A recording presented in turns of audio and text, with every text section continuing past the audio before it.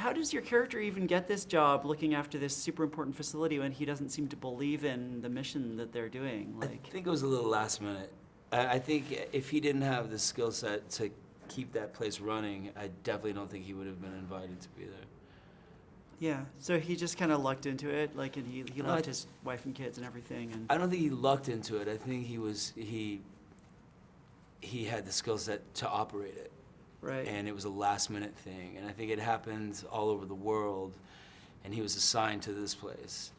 You know what I mean? So, which hence is why there's so much high-tech equipment like wrapped in duct tape. It was all like last minute. You know what I mean? Right. And so, like, you're one half of this, like, debate about whether there's hope for the future between your character and Jaimin about, like, the essential post-apocalyptic debate of, like, is there even any point, kind of.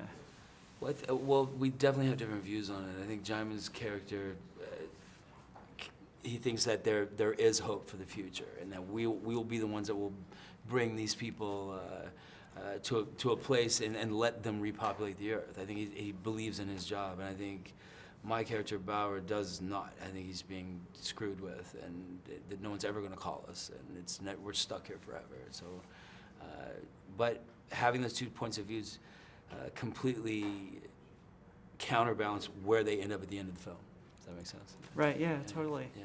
What is it about the apocalypse that makes people crazy? And, like, is being crazy, like, a reasonable response to the apocalypse? I mean, you know. I would think so. Yeah. Don't you? Yeah. I mean, it's the end of the world. I think I'd freak out a little bit. Yeah. Yeah. I mean, shouldn't everybody be, like, hallucinating and tripping out and, like, just kind of losing their shit? I think that would. They probably are. Yeah. Uh-huh. Yeah. I think that's probably happening.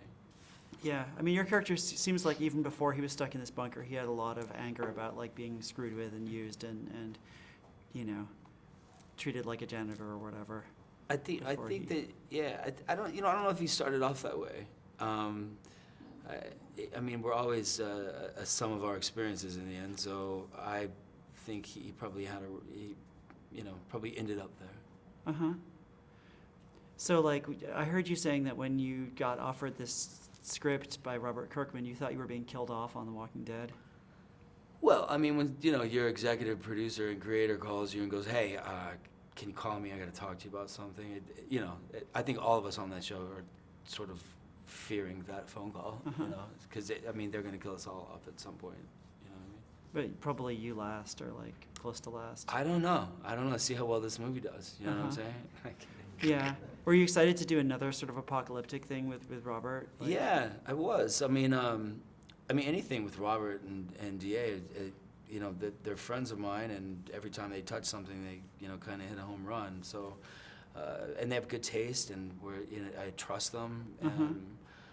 So yeah, I was excited to read it, and when I read it, I physically felt something from it, and felt this sense of claustrophobia that I was hoping they kept throughout the film. So yeah, that's everybody was definitely. on that. Sorry, that's definitely something that comes across. It's like Moon or something. It's like this really closed in, like, Yeah, the whole thing. actually, Moon was referenced quite a bit on our set, and to take a smaller budget film like that was such a good film, and reference it and say, we love that movie, and we were hoping to have that sort of feel to it.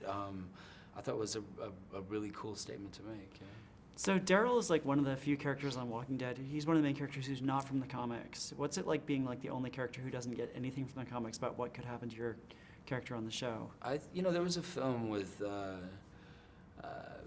Willem Dafoe ages ago, and he was like this biker guy. And I remember watching this film, and somebody asked him, "How was it?" And he goes, "The door was wide open." It's kind of like that. Like, I like having the door open, and it's fun. I like it. I'm not the only character now on the show that's not from the comic book. Yeah, you're one of the main ones that's not, I guess.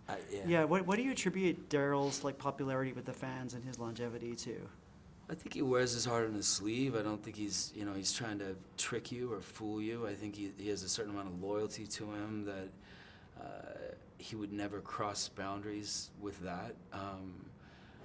I feel like you've seen this guy. Usually you have a good guy that's broken and he goes bad. This guy started off bad, and and was a loner and couldn't relate to anybody and didn't want people around him, and had a huge chip on his shoulder, and we're watching that chip slowly get chipped off. And he found a sense of self-worth through these strangers he would have never hung out with. And I feel like you're watching this guy sort of become a man that is, you know, firmly believes in the things he believes in. And I feel like he's becoming admirable, and people rely on him for the first time. So I think there's a whole bunch of things to you know, high five.